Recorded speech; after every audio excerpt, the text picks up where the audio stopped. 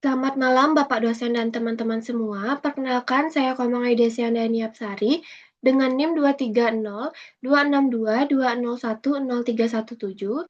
Di sini saya ingin mempresentasikan hasil analisis saya pada mata kuliah analisis kelayakan usaha dengan judul Suara Seserahan. Yang pertama, latar belakang suara seserahan. Pernikahan merupakan momen sakral yang identik dengan tradisi seserahan sebagai simbol tanggung jawab dan penghormatan. Seiring perkembangan zaman, permintaan akan seserahan dan hampers meningkat dengan tampilan yang lebih modern dan estetik. Selain seserahan, tradisi seperti salin sok di Bali juga menjadi peluang usaha kreatif. Dukungan teknologi digital dan media sosial memperluas pasar, meski persaingan antar pelaku UMKM semakin ketat. Dengan inovasi desain, kemasan, dan layanan, bisnis ini memiliki potensi besar untuk berkembang sekaligus melestarikan tradisi budaya Indonesia. Selanjutnya ada maksud, tujuan, dan manfaat. Maksud dari pendirian usaha ini adalah untuk menyediakan layanan seserahan, salinso, dan hampers yang berkualitas estetik serta memiliki keunikan sesuai tradisi dan kebutuhan masyarakat di Bali. Tujuannya adalah menyediakan berbagai pilihan produk yang menarik dan sesuai tema pernikahan, meningkatkan daya saing melalui inovasi, desain, dan pelayanan, membangun citra usaha yang profesional, memperluas pemasaran digital, serta meningkatkan pendapatan secara berkelanjutan. Manfaat dari usaha ini antara lain mempermudah masyarakat dalam mempersiapkan kebutuhan pernikahan, mendorong kreativitas di bidang kerajinan tangan, membuka peluang kerja, melestarikan nilai budaya, serta meningkatkan perputaran ekonomi lokal melalui kolaborasi dengan pelaku UMKM. Eh, Aspek manajemen dan organisasi yang pertama profil unit usaha. Unit usaha ini diberi nama Suara Seserahan dikarenakan bergerak dalam bidang penyediaan jasa dan produk seserahan pernikahan, salinso, dan hampers dengan fokus pada penyajian konsep yang elegan, kreatif, dan sesuai tren masa kini. Usaha ini bertempat di kawasan Desa Sedang, Kecamatan Abian Semal, Kabupaten Badung. Struktur organisasi yang pertama pemilik usaha. Pemilik bertanggung jawab atas seluruh aspek usaha mulai dari perencanaan, pengawasan, hingga pengambilan keputusan strategis. Selain itu, pemilik juga berperan dalam mengatur keuangan utama, menentukan arah pengembangan produk, serta memastikan seluruh kegiatan berjalan sesuai visi dan misi usaha. Yang kedua, produksi dan desain. Tugas bagian ini meliputi merancang konsep dan desain seserahan, salinso, dan hampers selalu sesuai dengan permintaan pelanggan, memilih bahan yang sesuai dengan tema, serta melakukan proses perakitan dan pengemasan agar hasil akhir memiliki nilai estetika tinggi. Selanjutnya, bagian pemasaran dan pelayanan. Tugas bagian ini meliputi promosi melalui media sosial seperti Instagram, TikTok, dan Marketplace, pengelolaan konten digital, serta pelayanan pelanggan secara cepat dan ramah. Selain itu, bagian pemasaran juga melakukan kerjasama dengan pihak lain seperti wedding organizer dan vendor pernikahan untuk memperluas jangkauan pasar. Selanjutnya, keuangan dan administrasi. Bagian ini melakukan pencatatan pemasukan dan pengeluaran, mengelola modal, menyusun laporan keuangan, serta mengatur pembayaran kepada pemasok bahan baku. Selanjutnya ada aspek hukum. Usaha seserahan termasuk dalam kategori UMKM yang bergerak di bidang jasa kreatif dan perdagangan, sehingga memerlukan legalitas agar diakui secara resmi oleh pemerintah. Bentuk usaha yang digunakan adalah usaha perorangan, namun dapat berkembang menjadi CV atau PT untuk memperkuat perlindungan hukum. Legalitas penting yang harus dimiliki diantaranya nomor induk berusaha, surat keterangan usaha, NPWP, dan izin usaha mikro dan kecil. Aspek pasar dan pemasaran, yang pertama ada gambaran umum pasar. Pasar produk seserahan di Bali sangat potensial karena didukung oleh tradisi budaya pernikahan yang kuat. Masyarakat kini tidak hanya melihat seserahan sebagai simbol adat, tetapi juga sebagai karya seni yang menonjolkan nilai estetika dan desain modern. Selanjutnya ada permintaan. Permintaan terhadap seserahan, salinso, dan hampers terus meningkat seiring tingginya angka pernikahan dan tren personalisasi dekorasi.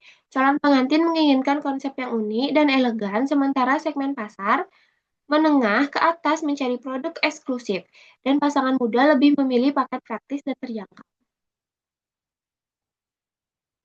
Selanjutnya ada strategi pemasaran. Yang pertama strategi produk. menawarkan berbagai jenis paket seserahan, salin-sok, dan hampers dengan tema berbeda seperti modern, ada tradisional, minimalis, dan elegan. Setiap produk dibuat dengan desain kreatif, bahan berkualitas, serta kemasan menarik untuk meningkatkan nilai estetika dan kepuasan pelanggan.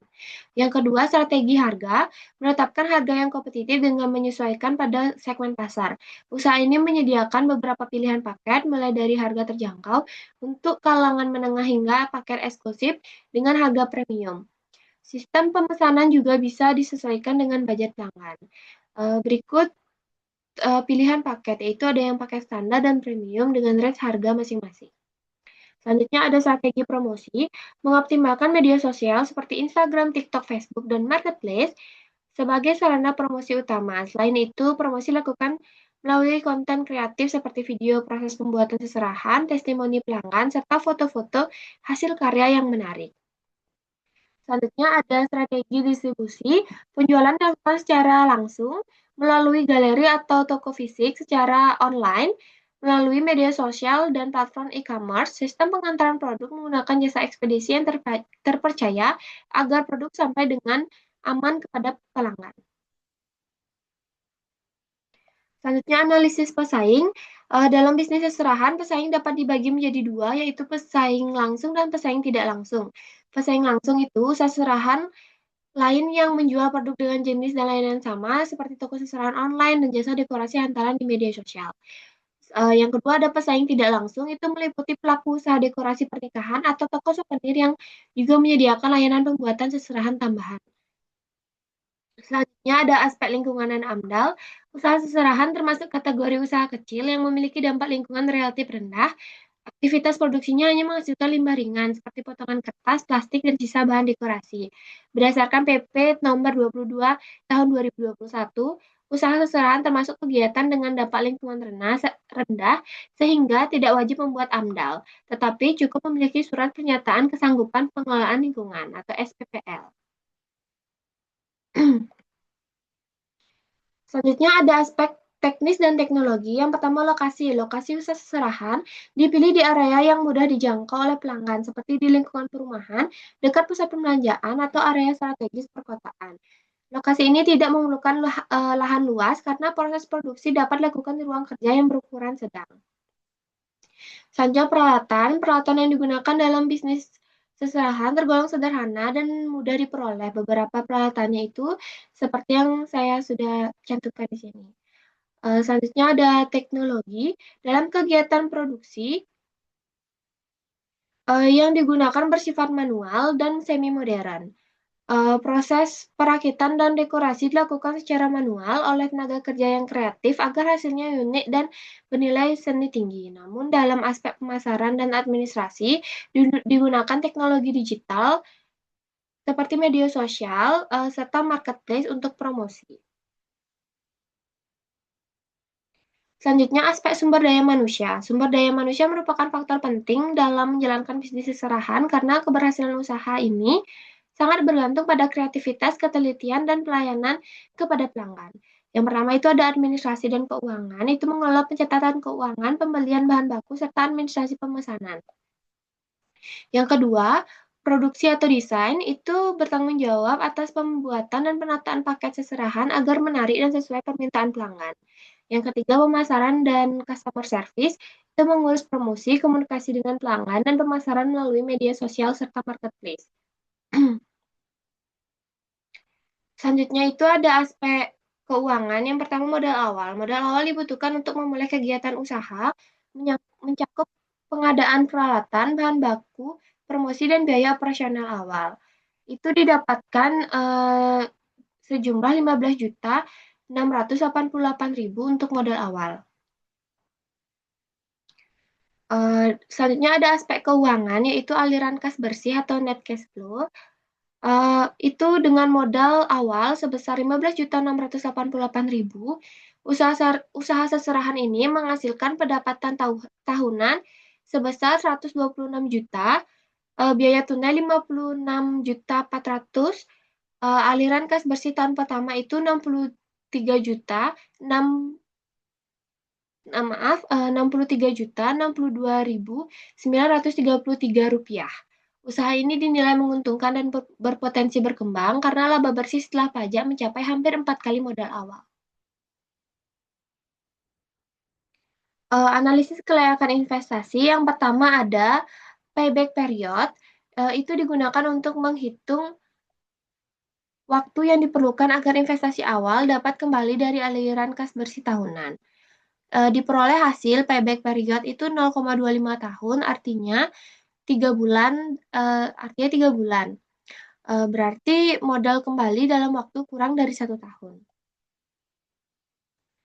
Selanjutnya, net present value, itu total PV kas masuk Rp156.826.122. NPV-nya Rp141.138.122. Itu berarti positif, artinya usaha dapat dijalankan. Selanjutnya ada internal rate of return. Ini merupakan tingkat diskonto yang membuat NPV itu nol. Dari perhitungan pendekatan atau trial and interpolation, NPV 10% itu mendapatkan Rp141.138.122.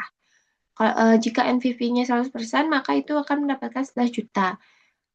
Maka internal rate of return antara 90% sampai 100% itu mendekati 95%. Maka hasilnya jauh di atas tingkat bunga 10%. Artinya investasi sangat menguntungkan. Selanjutnya ada profitability index. Ini digunakan untuk mengukur rasio antara nilai sekarang kas masuk terhadap investasi awal. Itu menghasilkan 9,99, lebih besar dari 1. Artinya proyek dapat dijalankan. Selanjutnya ada kesimpulan. Berdasarkan hasil analisis tadi kelayakan, dapat disimpulkan bahwa usaha suara seserahan layak untuk dijalankan. Usaha ini memiliki prospek yang baik karena permintaan terhadap produk seserahan, salinso, dan hampers di Bali terus meningkat seiring perkembangan budaya dan tren modern. Dari aspek keuangan, usaha ini menghasilkan net cash flow sebesar Rp63.062.933 dengan NPV positif yaitu sebesar Rp141.138.122 dengan IRR 95% dan payback period 0,25 tahun atau setara 3 bulan. Sehingga usaha dinilai sangat menguntungkan dan berpotensi berkembang. Selain itu, suara seserahan juga berkontribusi dalam pelestarian budaya dan pengembangan ekonomi kreatif lokal. Untuk saran, agar usaha dapat berkembang lebih baik, disarankan untuk terus berinovasi dalam desain dan kemasan produk agar sesuai dengan tren pasar. Penggunaan media sosial dan platform digital perlu dioptimalkan untuk memperluas jangkauan promosi. Pengelolaan keuangan dan produksi sebaiknya dilakukan dengan efisien agar biaya operasional tetap terkendali. Baik, sekian presentasi dari saya. Saya ucapkan terima kasih atas perhatiannya dan selamat malam.